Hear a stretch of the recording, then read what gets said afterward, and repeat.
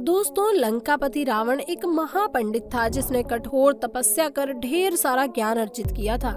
रावण की एक पत्नी थी जिसका नाम मंदोदरी था और वह उससे अति प्रेम करता था। लेकिन रामचरितमानस के अनुसार जब रावण ने सीता का हरण कर लिया था, तब उसके बाद श्री राम वानर सेना सहित समुद्र पार करके लंका पहुंच गए थे। तब मंदोदरी डर गई और उसने रावण के पास जाकर कहा कि आप युद्ध न करें और सीता को वापस कर दे, पति श्री राम के हवाले कर दे और उनसे क्षमा मांग ले। यह सुनने के बाद रावण अपनी पत्नी पर जोर जोर से हंसने लगा और महिलाओं के 4 अवगुणों को सुनाने लगा, जिसे जानकर आप भी यही कहेंगे कि रावण ने औरतों के बारे में सच कहा था। तो चलिए जानते हैं कौन से हैं वो अवगुण। रावण एक ऐसा शख्स था जिसे खत्म करने के लिए खुद भगवान विष्णु को राम का अवतार लेकर धरती पर आना पड़ा। एक ऐसा राजा जिसका नाम आज तक सारी दुनिया जानती है, लेकिन कोई भी इस नाम का इस्तेमाल नहीं करता। अपने समय का सबसे आधुनिक बुद्धिजीव जो अगर चाहता तो स्वर्ग का रास्ता भी बना सकता था। आज हम इतिहास के सबसे खतरनाक बुद्धिजीवों के बारे में बात करेंगे कि आखिर रावण की जिंदगी में ऐसा क्या हुआ जिसने उसे इस मुकाम पर लाकर खड़ा कर दिया। तो रावण के अस्तित्व की कहानी शुरू होती है भागवत पुराण से। विष्णु जी के लोक बैकुंठ में जय और विजय नाम के 2 द्वारपाल थे। एक बार जब ब्रह्मा के 4 पुत्र, जो कि अपनी पवित्रता के कारण बिल्कुल बच्चों की तरह नजर आते थे, वो सभी बैकुंठ जाकर भगवान विष्णु से मिलने की योजना बनाते हैं। लेकिन जब वो बैकुंठ पहुंचते हैं तो जय और विजय ने उन्हें बच्चा समझकर रास्ते में रोक दिया और कहा कि भगवान विष्णु के विश्राम का समय है, वो किसी और दिन बात करने के लिए आ जाएं। अभी वो मुलाकात नहीं करेंगे। ब्रह्मा के पुत्रों ने, जय और विजय ने कहा कि भगवान विष्णु तो अपने भक्तों के लिए हमेशा उपलब्ध रहते हैं। इस बात से वो सब बच्चे नाराज हो गए और क्रोध में आकर उन्होंने जय और विजय को श्राप दिया कि उन दोनों को बैकुंठ का त्याग करके धरती लोक में इंसान की तरह रहना होगा। तभी वहाँ भगवान विष्णु आ जाते हैं और वो दोनों इस श्राप से मुक्ति पाने की मांग करने लगते हैं। भगवान विष्णु उन दोनों से कहते हैं कि ये ब्रह्मा के पुत्रों का श्राप है, इसलिए वापस तो नहीं हो सकता, लेकिन मैं तुम्हें 2 विकल्प देता हूँ। जिसमें एक विकल्प था कि वो दोनों 7 जन्मों तक विष्णु के भक्त बनकर धरती पर जिए और दूसरा विकल्प था वो दोनों 3 जन्मों तक विष्णु के दुश्मन बनकर जिए। जय विजय धरती पर ज्यादा समय नहीं रहना चाहते थे, इसलिए उन्होंने दूसरा विकल्प चुना और इसी श्राप के चलते रावण ने जन्म लिया। महान श्री विश्वा और राक्षसों की राजकुमारी कैकसी की शादी हुई और उनके गर्भ से रावण का जन्म हुआ। यही वजह है कि रावण के अंदर अपनी माता की तरफ से राक्षसों के गुण और शक्तियां मौजूद थी, तो वहीं पिता की तरफ से ब्राह्मण की तीव्र बुद्धि बचपन से ही मौजूद थी। शास्त्रों में बताया गया कि रावण एक ऐसा शख्स था जिसने न केवल भगवान राम से दुश्मनी ली थी, बल्कि मरते मरते स्त्रियों के बारे में 3 ऐसी बातें भी कही थी जिनके बारे में जानने के बाद आप ये सोचने पर मजबूर हो जाएंगे कि रावण ने ये बातें क्यों कही थी। अब पूरी दुनिया रावण को एक बुरे इंसान के रूप में याद करती है और इसी वजह से दशहरे के दिन पूरे देश में रावण का पुतला भी जलाया जाता है। लेकिन एक बात ये भी सच है कि रावण भगवान राम से भी ज्यादा ज्ञानी था, लेकिन उसने माता सीता का हरण करके खुद अपनी मौत को बुलावा दिया था। भले ही रावण ने सीता का हरण किया था, लेकिन इसमें कोई शक नहीं कि रावण की सहज शक्ति की वजह से ही सीता जी की मर्यादा बची रही थी। माता सीता का हरण करने के बाद भी रावण ने कभी उनके साथ दुर्व्यवहार नहीं किया था। यहाँ हमारा मकसद रावण को अच्छा बताना नहीं है, बल्कि ये कहना चाहते हैं कि इंसान की एक गलती ही उसकी पूरी जिंदगी तबाह कर सकती है, और यही कुछ रावण के साथ हुआ। फिलहाल हम आपको उन बातों के बारे में बताने जा रहे हैं जो रावण ने मरते मरते स्त्रियों के बारे में कही थी। आइए जानते हैं कौन सी हैं वे 3 बातें जो रावण ने कही थी।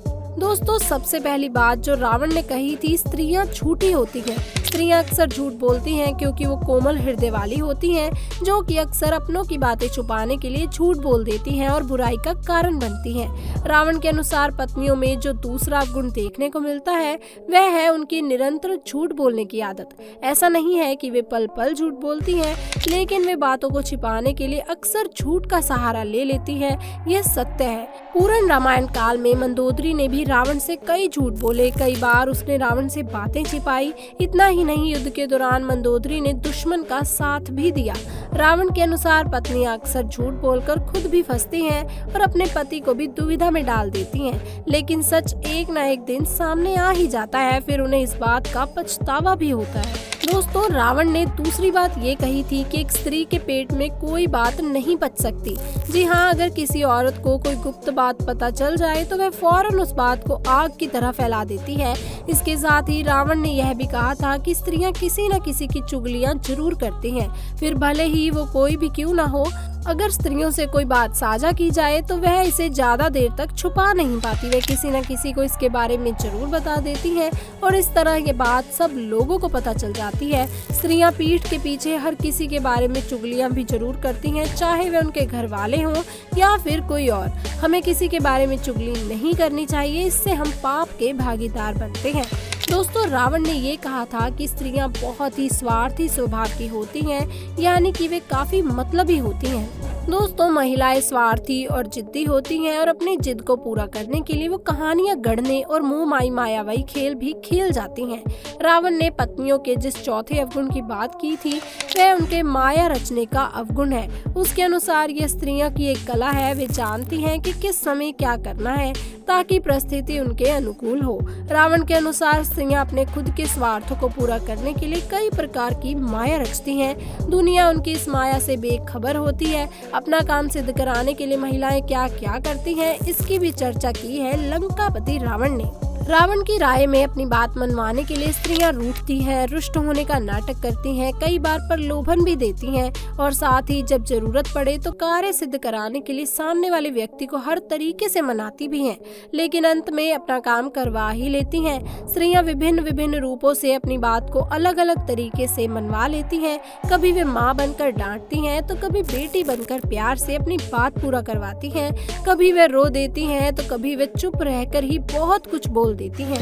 दोस्तों, चौथी बात रावण ने बताई थी कि महिलाएं बहुत जल्दी घबरा जाती हैं।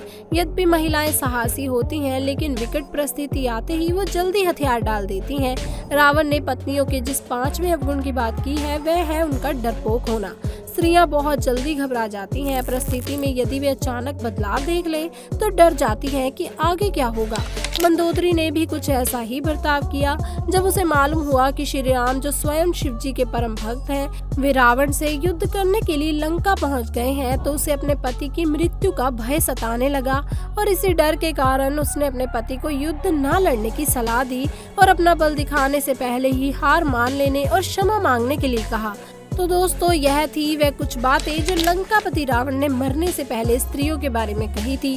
कहीं न कहीं ये बातें सच भी हैं। भले ही रावण ने पाप किया था, लेकिन यह बात भी सच है कि वे बहुत बड़े ज्ञानी थे। उन्होंने सीता माँ की मर्यादा का ध्यान रखा और अपनी बहन के लिए श्री राम तक से लड़ गए।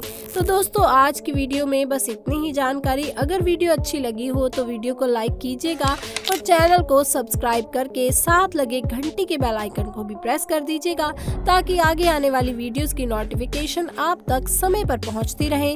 तो दोस्तों, मिलते हैं अगली वीडियो में, तब तक के लिए आपका धन्यवाद।